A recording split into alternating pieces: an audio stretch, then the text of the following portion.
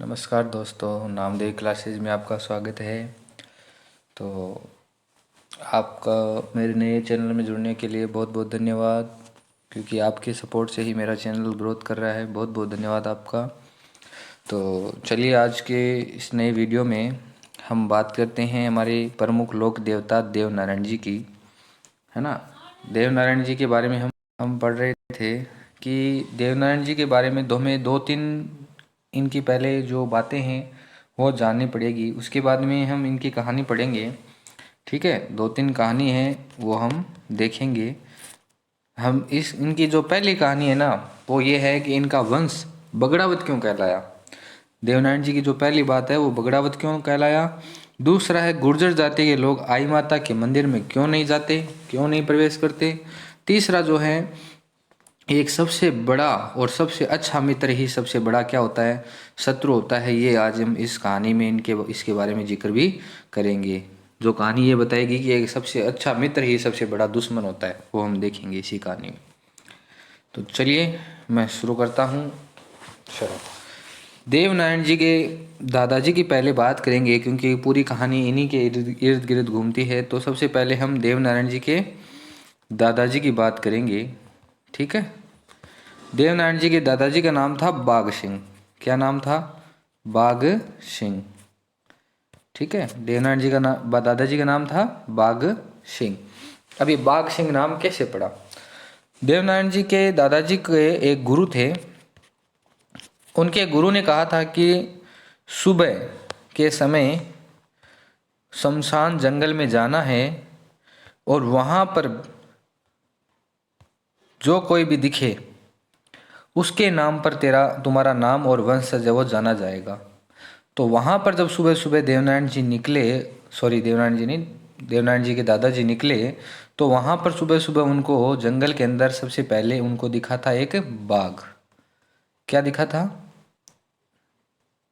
बाघ दिखा था। ठीक है। जैसे ही बाघ दिखा तो उन्होंने गुरु को आगे कहा कि भाई हमें सबसे पहले बाघ दिखा है।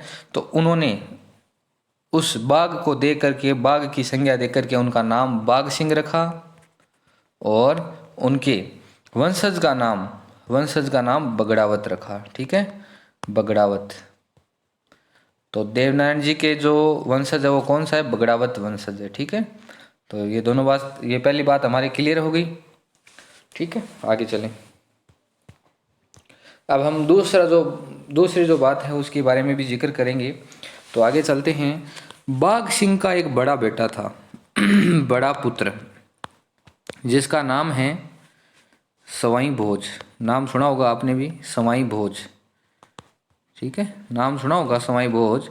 सवाई भोज था बाघ सिंह के बड़े बेटे का नाम। इन्हीं सवाई भोज के ही पुत्र का नाम था देवनारायण। देव नारायण। ये बात क्लियर हो गई। तो बाघ सिंह हुए देवनारायण जी के दादाजी और सवाई भोज कौन हुए? सवाई भोज है वो देवनारायण जी के हुए पिताजी।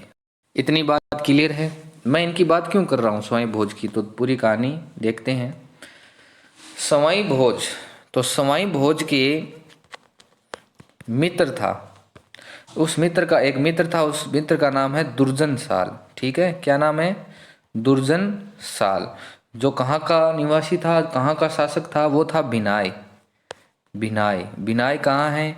बिनाई आपके केकड़ी में। ठीक है, राजस्थान के अंदर केकड़ी, जो अभी वर्तमान में जिला बना है वहाँ पर। ठीक है, तो वहाँ का ये शासक था दुर्जन साल। बड़ा ही घनिष्ठ मित्र था, प्रिय मित्र था। दोनों आपस में लंगोटिया यार थे। कौन कौन? सवाई भोज और दुर्जन साल, दोनों ही क्या थे? बड़े प्रेमी थे, बड़े ही प्रिय मित्र थे। दोनों आपस में मिलजुल करके रहते थे। एक बार क्या हुआ कि दोनों ही शेर पर जाते हैं। शेर पर जाते जाते उनको एक मालवा के अंदर दुर्जन साल को एक छोरी पसंद आ जाती है। क्या पसंद आ जाती है? छोरी, मतलब एक युवती पसंद आती है। और वो युवती राजा की पुत्री होती है। वो आती है उसको पसंद। किसको? दुर्जन साल को। ये बात ध्यान रखना, दुर्जन साल को। तो तो दुर्जन साल है वो विवाह का प्रस्ताव है वो भेजते हैं, और उस युवती का नाम है जयमती। क्या नाम है? जयमती। उसके घर पे वो क्या भेजते हैं? दुर्जन साल रिश्ता भेजते हैं। और जैसे ही घर वालों को पता चलता है कि दुर्जन साल है वो एक केकड़ी का शासक हैं, तो रिश्ता क्या कर लेते हैं? स्वीकार कर लेते हैं कि भाई रिश्ता बहुत अच्छा है, लड़का गवर्नमेंट जॉब में है, यानी कि लड़का एक राजा है, तो भैया राजा को कौन मना करे। तो रिश्ता तय हो जाता है। इधर जयमती और दुर्जन साल दोनों का रिश्ता तय होकर के शादी विवाह जो है वो फिक्स कर दिया जाता है।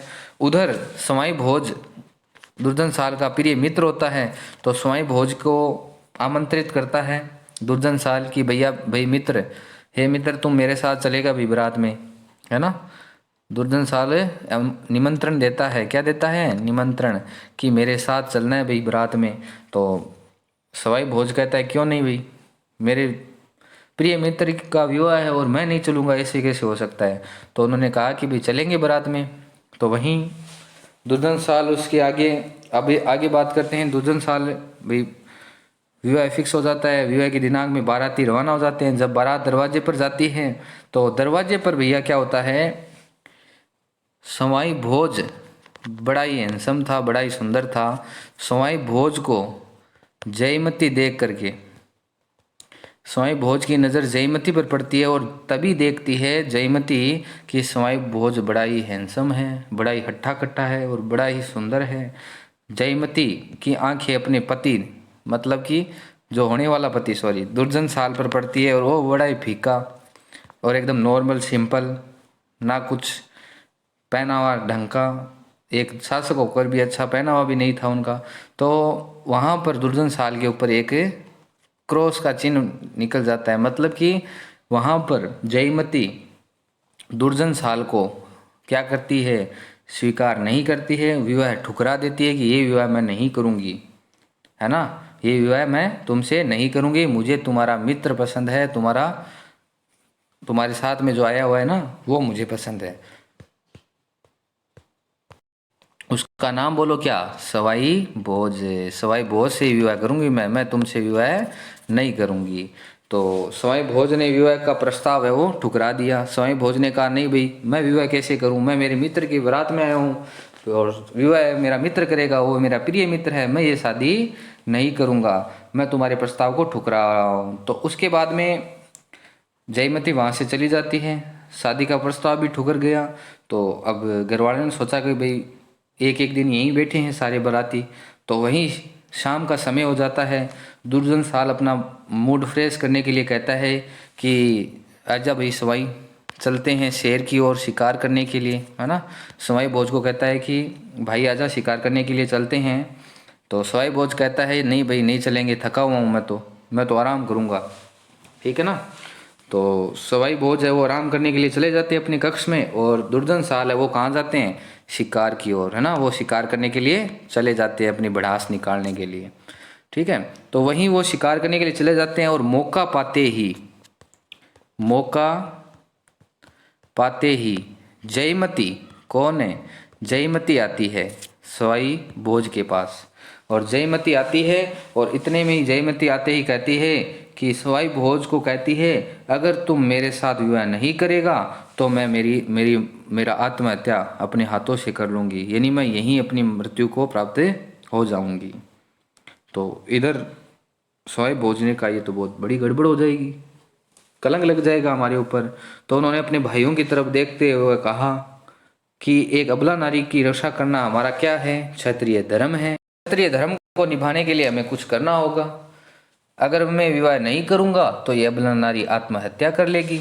तो भाइयों ने कहा कि भाई ठीक है। भाइयों ने क्या कहा? भाइयों ने कहा ठीक है, विवाह तो करना पड़ेगा। तो भाइयों ने कहा एकदम सही बात है, रक्षा के लिए तो ऐसा करना ही होगा। इतने में ही दुर्जन साल आता है। कौन आता है? इधर दुर्जन साल की एंट्री होती है, और दुर्जन साल शिकार करके वापस लौट करके आता है। उसको क्या पता था कि शिकार है, करने गया था लेकिन यहाँ शिकार खुद का हो गया, है ना। मतलब शिकार यहाँ पर खुद का ही हो गया। कैसे हुआ देखो। दुर्जन साल आया और जयमती को देख करके चौंक गया। अरे तू यहाँ क्या कर रही है? जयमती को कहा तुम क्या कर रही हो यहाँ पर? तो उसने उसके बाद में दुर्जन साल को पीछे हटाकर कहा स्वाई भोज ने कि अब पीछे हट जाओ, अब इस अबला नारी की रक्षा करने की जिम्मेदारी है वो मेरी है, अब तुम पीछे हट जाओ, अब जयमती से विवाह तो मैं ही करूँगा। किसने कहा ये बात? ये कही सवाई भोज ने। सवाई भोज ने कहा कि जयमती से विवाह तो अब मैं करूँगा। ऐसा करके दोनों के बीच में भयंकर झड़प होती है, लड़ाई झगड़ा होता है। जयमती ये सब देख करके कहती है कि अरे क्या लड़ रहे हो ऐसे बच्चों की तरह, ये लो तलवारें, ये लो तलवारें, ऐसे लड़ो, युद्ध वीर योद्धा ऐसे लड़ते हैं। तो तलवारें देती देती है दोनों के हाथ में और कहते हैं कि 24 बगड़ावत भाई, बगड़ावत भाई, बगड़ावत भाई कौन से? स्वाई भोज के भाई थे, 24 और भाई थे। वो 24 बगड़ावत इन तलवारों की झोंकट से मारे जाते हैं, मौत के घाट उतारे जाते हैं। किसके हाथों से? दुर्जन साल के हाथों से, क्योंकि दुर्जन साल बड़ा ही ताकतवर योद्धा था और दुर्जन साल के हाथों में चारों 24 के 24 वो मारे जाते हैं। तो और सारे के सारे वीरगति को प्राप्त होते हैं। उधर इसी मृत्यु के कारण, इस मृत्यु का जो कारण है ना, सवाई भोज की मृत्यु का कारण, सवाई भोज की मृत्यु का कारण है, किसको बताते हैं? मृत्यु का कारण बताते हैं जयमती को, है ना। किसको बताते हैं? जयमती को। और जयमती कौन है? जयमती है आई माता का रूप। प्रथम आई माता का रूप कौन है? जयमती। इसलिए जो गुर्जर जाति के लोग हैं, गुर्जर जाति के लोग कभी भी आई माता के मंदिर नहीं जाते, मंदिर में प्रवेश भी नहीं करते हैं गुर्जर जाति के लोग, क्योंकि जयमती आई माता का रूप है इसलिए नहीं करते। और स्वाई भोज है, और स्वाई भोज है उसकी मृत्यु इसी की वजह से होती है, जयमती की। और स्वाई भोज की मृत्यु होती है और स्वाई भोज के जो प्रवर्तक हैं वो है गुर्जर जाति के लोग। तो आ गई ना बात समझ में? तो 2 बात हमारी क्लियर हो गई। आगे चले, चलिए आगे। और जयमती आई माता का रूप है, ये तो हमने बता ही दिया। तो गुर्जर जाति के लोग आई माता के मंदिर में कभी भी प्रवेश नहीं करते हैं। स्वाई भोज की पत्नी शेडू खटाणी कौन है? शेडू खटाणी, शेडू खटाणी स्वाई भोज की कौन थी? पत्नी थी। स्वाई भोज की क्या थी? पत्नी। स्वाई भोज की पत्नी शेडू खटाणी अपने पुत्र देवनारायण को लेकर कहाँ जाती है? देवास मध्य प्रदेश में आ जाती है। ठीक है ना, कहाँ जाती है? देवनारायण को लेकर के देवास मध्य प्रदेश में। वहीं देवनारायण जी है वो धीरे धीरे बड़े होते हैं। ठीक है, बड़े होकर के अपने पिता की हत्या का बदला लेने के लिए वो राजस्थान के अंदर आते हैं। लेकिन वहीं बीच में धार मध्य प्रदेश में एमपी में बीच में एक जगह पड़ती है धार, उसमें एक शासक रहता था जिसका नाम है जय सिंह। कौन? जय सिंह। उस शासक की एक पुत्री थी, पुत्री का नाम है पीपल दे। क्या नाम है? People they. और वो पीपल दे थी, उसको एक रोग था, उठ बैठ नहीं सकती थी, वो चलने फिरने में उसको दिक्कत थी। तो उस रोग का निवारक करने वाला जो पहला पर्चा है वो देवनारायण जी प्रथम पर्चा, पहला पर्चा उसी को देते हैं। पहला पर्चा, पहला चमत्कार दिखाते हैं अपना ना। तो पहला चमत्कार है वो देवनारायण जी वहीं दिखाते हैं और उस चमत्कार में उसको वो ठीक करते हैं। क्या करते हैं? ठीक। और ठीक करके उसके साथ जय सिंह है वो अपनी पुत्री का विवाह भी करता है। यानी कि देवनारायण जी का विवाह किससे हो रखा था? पीपल दे से, है ना, क्योंकि उसको ठीक किया था उन्होंने, चमत्कार दिखाया था, तो वहाँ के शासक ने उससे विवाह कर दिया देवनारायण जी से। आगे बात करते हैं इनके बारे में। और उसके बाद में वहाँ से रवाना होकर के सीधे देवनारायण जी कहाँ आते हैं? केकड़ी। और केकड़ी में उनका बड़ा ही दुश्मन है। कौन है दुश्मन? कौन? नाम बोलो। दुर्जन सिंह। कौन है? दुर्जन साल है ना। कौन है? दुर्जन साल उनका बड़ा ही शत्रु है। और शत्रु क्यों है वो आपको मैंने पूरा बता ही दिया, है ना। और अपने पिता की मृत्यु का बदला लेने के लिए वो वहाँ पर दुर्जन साल का वध करते हैं। ठीक है, तो इतनी कहानी आपको समझ में आई देवनारायण जी की? ठीक है, अरे आ गई ना। हाँ, तो वहाँ पर दुर्जनशाल का वध करके दुर्जनशाल की जगह केकड़ी के अंदर अपने भाई महेंद्र को वहाँ का क्या बनाता है, वहाँ का शासक बनाता है देवनारायण जी। और इसलिए इनको राष्ट्रीय क्रांति, राज्य क्रांति का जनक भी कहते हैं देवनारायण जी को। और वो गायों के गोबर और नीम की पत्तियों से आयुर्वेदिक उपचार भी करते हैं, इसलिए उपचारक देवता के नाम से भी किसको जाना जाता है, देवनारायण जी को। इनका जो मूल मंदिर कहाँ पर है, मूल मंदिर है भीलवाड़ा के अंदर। भीलवाड़ा कहाँ, भीलवाड़ा में आसिंद है ना, आसिंद वहाँ पर है। और भीलवाड़ा आसिंद के अंदर स्वाई मंदिर है, और इसको स्वाई भोज के नाम से जाना जाता है। किसके नाम से, स्वाई भोज के नाम से जाना जाता है, मतलब इनके पिता के नाम से जाना जाता है स्वाई भोज। और वहाँ पर प्रसिद्ध स्वाई भोज का मेला भी लगता है। ये प्रश्न बहुत बार आ चुका है, स्वाई भोज का प्रसिद्ध मेला कहाँ लगता है, भीलवाड़ा आसिंद में। ठीक है, तो अब हम इनके बारे में डिटेल से पढ़ लें ताकि हमारे एक एक चीज़ वो और क्लियर हो जाए। कहानी हमने पढ़ ही ली, तो चलिए शुरू करते हैं। हमारे लोक देवता देवनारायण जी। देवनारायण जी का जन्म 1243 ईस्वी में माघ शुक्ल षष्ठी को आसिंद भीलवाड़ा में हुआ था। ठीक है, देवनारायण जी का जन्म 1243 ईस्वी में माना जाता है, और माघ शुक्ल षष्ठी को इनका जन्म कहाँ हुआ, आसिंद भीलवाड़ा के अंदर। देवनारायण जी का पालन पोषण देवास मध्य प्रदेश में हुआ। देवास मध्य प्रदेश में क्यों, आपको पता ही है, क्योंकि वहाँ पर उनकी माता थी शेडू खटाणी, वो स्वाई भोज की मृत्यु के बाद में उनको वहाँ लेके आ गई थी मध्य प्रदेश के अंदर। देवनारायण जी के पिता का नाम था सवाई भोज। क्या नाम था, सवाई भोज। ये हमने कहानी में पढ़ ही लिया, थोड़ा बहुत क्लियर भी हो गया। ये रहा माता का नाम। देवनारायण जी की माता का नाम शेडू खटाणी था। क्या नाम था, शेडू खटाणी, है ना, शेडू खटाणी। देवनारायण जी गुर्जर जाति के आराध्य देव थे। तो गुर्जर जाति के आराध्य देव कौन, गुर्जर जाति के आराध्य देव कौन, देवनारायण जी। कौन है, देवनारायण जी। तभी देवनारायण जी के जो आराध्य हैं, जो उनको मानते हैं गुर्जर जाति के लोग, वो आई माता के मंदिर में प्रवेश नहीं करते हैं। ये हमने कहानी में पढ़ा हुआ है, आप एक बार कहानी है वापस देख लेना, 2-3 बार पढ़ लेना। गुर्जर जाति का प्रमुख व्यवसाय है पशुपालन। क्या है, पशुपालन। गुर्जर जाति का जो मेन काम है वो कौन सा है, पशुपालन। देवनारायण जी के घोड़े का नाम लीलागर। घोड़े का नाम क्या, बोलो, लीलागर। किसके घोड़े का नाम, देवनारायण जी के घोड़े का नाम। आगे बात करें, देवनारायण जी का मुख्य मेला कब भरता है, भाद्रपद शुक्ल सप्तमी। कब भरता है, सप्तमी को भरता है। कौन सी, भादवे की, भादवे की सातों को, यानी भाद्रपद शुक्ल सप्तमी को भरता है।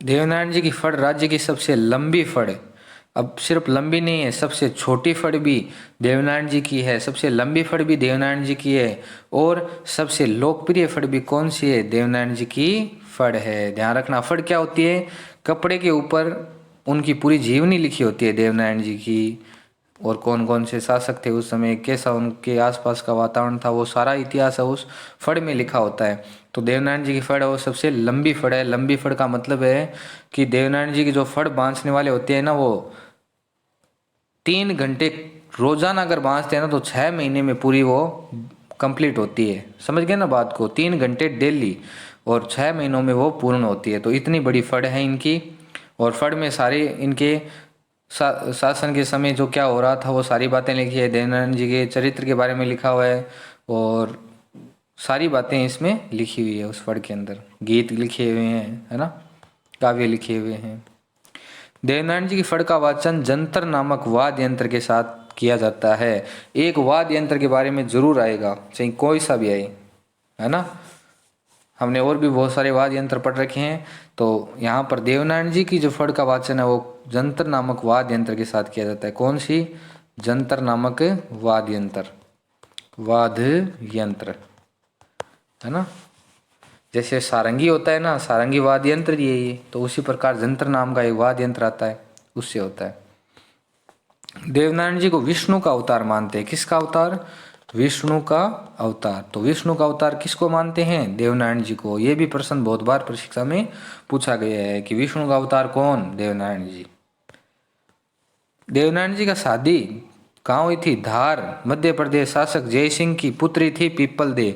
और हमने पढ़ा था पीपल दे की एक रोग था, है ना, वो हिल डुल नहीं सकती थी, तो उनका रोग निवारक करने के लिए पर्चा सबसे पहले यहीं दिया था देवनारायण जी ने। और उसके साथ क्या किया था? विवाह। तो पत्नी का नाम भी क्या है देवनारायण जी की? विवाह किससे किया? पीपल दे से। ठीक है, तो पीपल दे की कौन है? देवनारायण जी की पत्नी। कहानी से पता चल जाएगा आपको। देवनारायण जी बचपन का नाम क्या था? उदय सिंह। देवनारायण जी के बचपन का नाम क्या था? उदय सिंह। ठीक है, उदय सिंह। आगे बात करें। भिनाई के राणा दुर्जन साल ने देवनारायण जी के पिता सवाई भोज की हत्या की थी। ये हमने कहानी में पढ़ लिया सबसे पहले। दोनों अच्छे मित्र थे, दुर्जन साल और सवाई भोज, दोनों अच्छे मित्र थे बच्चों। अच्छे मित्र का मतलब है घनिष्ठ, प्रिय मित्र, बेस्ट फ्रेंड जिसको आप बोलते हो। और दोनों ही बेस्ट फ्रेंडों के बीच में झड़प हुई एक स्त्री के कारण, और दोनों के अंदर आत्मदोष हुआ। दोनों ही लड़ाई झगड़ा किया, दोनों ने युद्ध किया। युद्ध में सवाई भोज और 24 पुत्र, सॉरी कितने पुत्र? 24 पुत्रों के साथ उनकी मृत्यु हुई। ठीक है, ये कहानी में हम पढ़ चुके हैं, कहानी देख लेना आप।